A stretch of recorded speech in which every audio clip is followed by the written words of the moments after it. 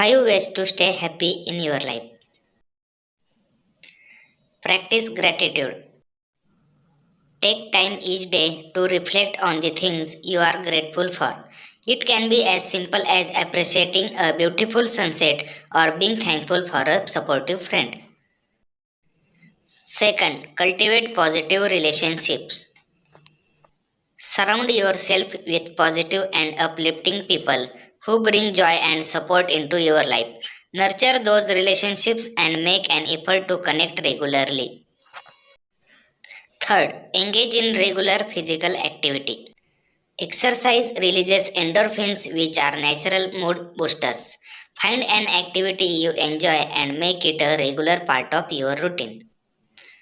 Fourth, practice self care. Take care of yourself physically, mentally, and emotionally. Prioritize activities that make you feel good, whether it's taking a bath, reading a book, or meditating.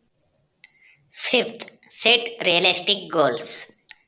Setting and achieving goals provides a sense of purpose and accomplishment. Break your goals into smaller, manageable steps and celebrate your progress along the way. Thank you for watching. Please do like, share, and subscribe.